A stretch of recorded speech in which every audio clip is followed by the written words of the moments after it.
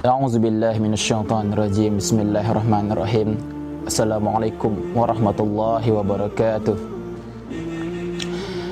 Innal hamdalillah nahmaduhu wa nasta'inuhu wa nastaghfiruh wa na'udzubillahi min syururi anfusina wa min sayyiati a'malina. May yahdihillahu fala mudhillalah wa may yudlil fala hadiyalah. Asyhadu an la ilaha illallah wa asyhadu anna Muhammadar Rasulullah. Allahumma shalli ala sayyidina Muhammad wa ala ali sayyidina Muhammad. Assalamualaikum ya Rasulullah. Qala Allah Ta'ala fi kitabil karim. Na'udzubillahi minasyaitonir rajim. Ya ayyuhallazina amanu kutiba 'alaikumus shiyam kama kutiba 'alal ladzina min qablikum la'allakum tattaqun.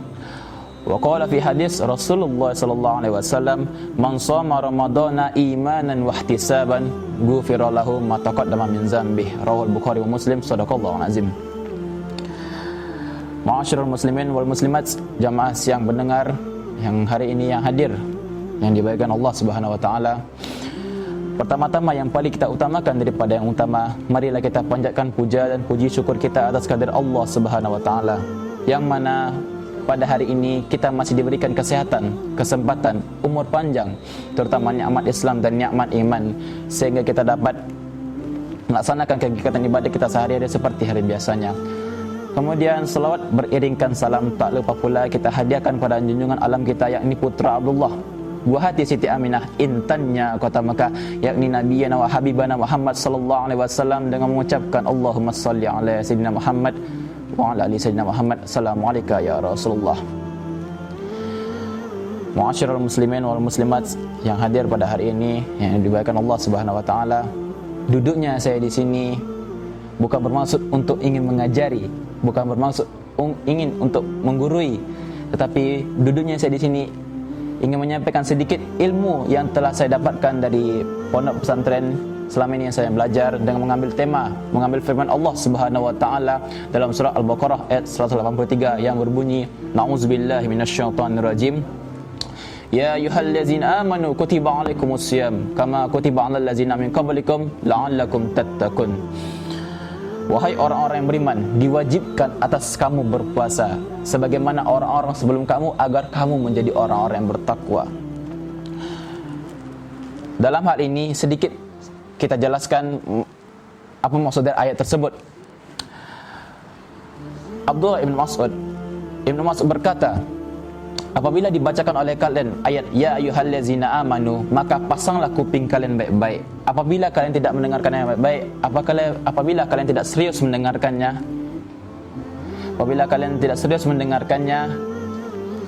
maka sungguh kalian bukan termasuk orang-orang yang beriman.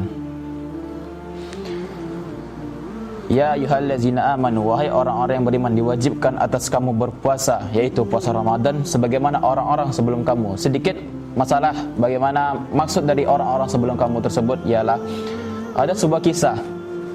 Dulu suatu zaman Nabi Musa, umat Yahudi, mereka berpuasa pada hari itu.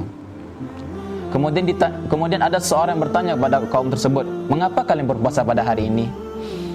Mereka menjawab, karena pada hari ini, ketika itu Nabi Musa dan umatnya dikejar oleh Raja Firaun dan bala tentaranya. Mereka dikejar, kemudian bala tentara Firaun itu tenggelam, sekaligus dengan rajanya tenggelam di Laut Merah. Maka pada hari ini kami pun berpuasa. Bedanya puasa umat Nabi Musa dengan umat Nabi Muhammad sallallahu alaihi wasallam ada beberapa sedikit perbedaan. Yang pertama, jangka waktunya. Jangka waktu puasa umat Nabi Musa dalam sehari itu bisa mencapai 36 jam. Sedangkan umat Nabi Muhammad tidak sampai 36 jam.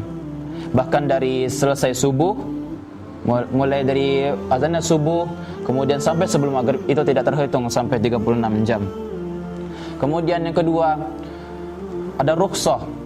Khusus untuk umat Nabi Muhammad itu diberikan rukhsah. Rukhsah adalah keringanan diberikan oleh Allah Subhanahu wa taala. Itu apa? Adalah sahur. Sahur itu mulai dari jam 12 malam sampai sebelum subuh. Dianjurkan 1 jam sebelum masuk waktu subuh. Alhamdulillah, tak lama lagi kita akan bertemu dengan bulan suci Ramadan. Banyak orang-orang mereka sukses dalam bulan Ramadan sebelumnya. Banyak mereka mengatakan, aku selama ini sudah banyak beramal beribadah di bulan Ramadan. Untuk apa aku beramal beribadah lagi setelah bulan Ramadan selanjutnya? Bahkan orang-orang ulama zaman dahulu mereka sangat mengharapkan, malah setiap kita selesai salat kita selalu berdoa, ya Allah, Allahumma barikna fi Rajab wa Sya'ban wa balikna Ramadan wa balikna Ramadan wa balikna Ramadan. Ya Allah, berkailah kami di bulan Rajab dan Sya'ban dan sampaikanlah didik kami pada bulan Ramadan.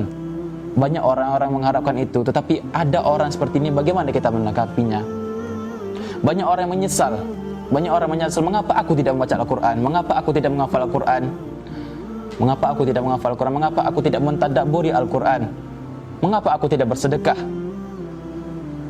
Banyak orang-orang yang menyesal akan hari itu. Dan orang berharap semoga aku bisa memperbaiki diriku bulan Ramadan selanjutnya. Tapi apakah sampai takdir kita? Apakah sampai umur kita ketika memasuki bulan Ramadan tersebut? Apakah masuk kita bulan Ramadan tersebut? Wallahu a'lam. Kita selalu berdoa semoga kita sampai bulan Ramadan. Semoga kita semua pada hari ini dan selanjutnya semoga kita sampai pada bulan Ramadan insyaAllah. Ada beberapa yang ingin saya sampaikan untuk persiapan kita memasuki bulan Ramadan. Yang pertama, meningkatkan ketakwaan kita pada Allah Subhanahu wa taala. Dalam hal tersebut selalu kita meningkatkan takwa kita pada Allah Subhanahu wa taala dalam hal solat, dalam beribadah dan yang lainnya, solat sunnah, bersedekah, berinfak dan lain sebagainya. Demi meningkatkan ketakwaan kita, maka kita harus serius dalam beribadah. Ada orang berwuduk, wuduknya lengkap, sunnah-sunnahnya pun lengkap, tapi solatnya tak jelas. Kadang tak mikir apa yang dipikirkannya, kita tidak tahu. Mungkin kan dia memikirkan duit, aku mana kemarin tadi ya, mana aku sih taruh duitnya. Banyak orang, setan sudah mulai mengganggu di dalam pikiran benak kita, mulai mengganggu. Tetapi kita terus berusaha untuk tidak mengikuti gaya-gaya setan tersebut. Kita selalu berlindung pada Allah Subhanahu wa taala agar kita terlindung dari godaan setan tersebut. Kemudian yang kedua, selalu membaca Al-Quran. Mulailah dari hari ini sampai seterusnya, minimal sehari ada kita membaca Al-Quran. Untuk apa? Untuk membiasakan diri kita untuk membaca Al-Quran ketika bulan Ramadan. Karena ganjaran pahalanya itu sangat berbeda. Dan apalagi puasa.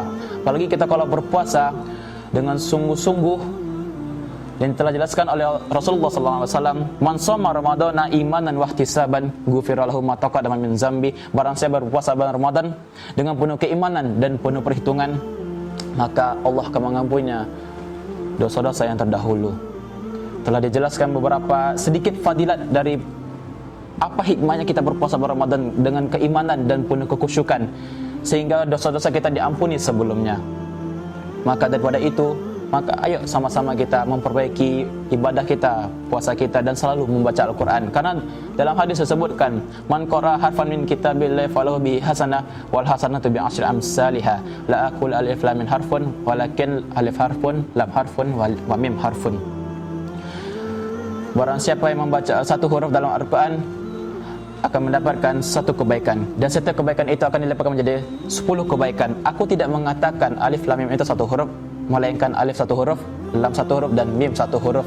Jadi masing-masing kita membaca alif lam mim saja, itu kita telah mendapatkan 30 kebaikan karena dilipatkan menjadi 10. Berbeda ganjaran kita, pahala kita dari masuk bulan Ramadan tersebut. Kemudian puasa ini pahalanya itu tidak sama dengan amal-amal kita sebelumnya. Karena dalam hadis qudsi disebutkan, kullu amal ibni adam lahu illa saum fa innahu li wa ana ajzi bihi, rawal Bukhari. Setiap amal Ibnu Adam itu untuknya, balasannya langsung dapat, ada balasannya. Tetapi khusus puasa itu adalah untukku, kata Allah, dan akulah yang akan langsung membalasnya. Kemudian yang terakhir, kembali mempelajari apa hukum-hukum puasa. Kita mungkin sudah tahu rukun puasa itu, sudah jelas kita tahu, niat, kemudian sahur, selesai, kita berpuasa sampai sebelum maghrib kita berbuka. Tetapi adakah sadar kita bagaimana, apa yang telah kita lakukan di antara berpuasa, di antara mau berbuka itu, apa yang kita lakukan? Apakah kita banyak membaca Al-Quran? atau beribadah atau lain sebagainya. Kita tidak tahu. Ada orang berpuasa tetapi tidak dihitung puasanya, hanya mendapatkan haus dan lapar dahaganya saja.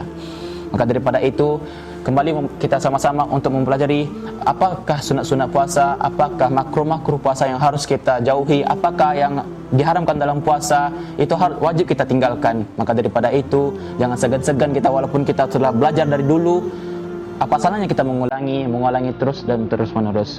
Mungkin hanya ini dapat saya sampaikan, lebih dan kurang mohon dimaafkan. Hanya yang salah itu pasti dari saya sendiri, dan yang benar itu pasti dari Allah Subhanahu wa taala. Sebelum saya tutup, pesan dari hadis dari Nabi sallallahu alaihi wasallam, ala wa inna fil jasadi mudghatan idza salahat salah jasada kulluhu wa idza fasada jasada kulluhu ala wa hiya qalbu. Dalam setubuh manusia itu ada segumpal daging. Apabila segumpal daging ini dia baik, maka baiklah seluruhnya, dan apabila segumpal daging ini buruk, maka buruklah seluruhnya. Apakah itu? Dan ia adalah hati. Wallahu a'lam. Assalamualaikum warahmatullahi wabarakatuh.